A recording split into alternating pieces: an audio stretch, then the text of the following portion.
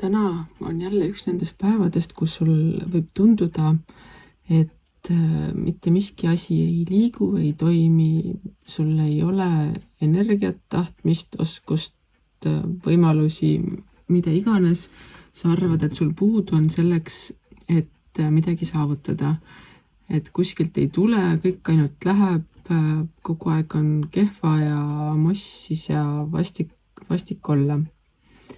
Aga tegelikkuses on see, et kui sa suudad ennast sellest jälle puuduse mõttemaailmast natukene välja meelitada, siis sa võiksid aru saada, et sinu mõistus on täna nii piisavalt vahe, et sa suudad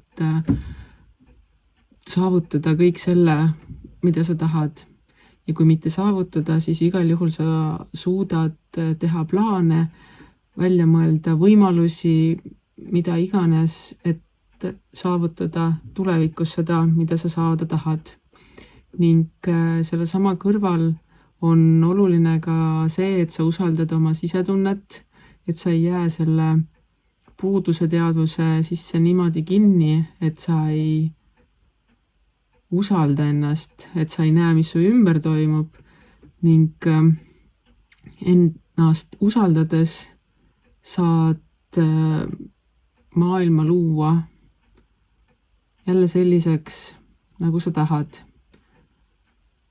Ja sinu sisetunne on täna samuti väga tugev, eriti siis, kui sa suudad sellest puudusest välja tulla ja seda näha, et sul on oskused, sul on võimalused, sul on teadmised, ning kui sa usaldad oma sisetunnet, siis sa võid leida ka selliseid vahendeid, mida sa võib-olla enne ei osanudki märgata, aga see tähendabki seda, et märka oma sisetunnet, märka seda esimest pisikest vaikset häälekest, mis sulle ütleb kodust väljudes, kas võtta vihmavari kaasa või mitte võtta vihmavarju kaasa.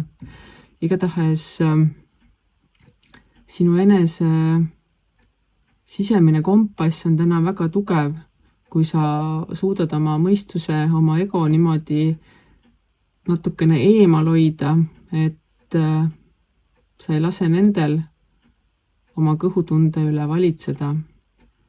Seega usalda ennast ja usalda elu.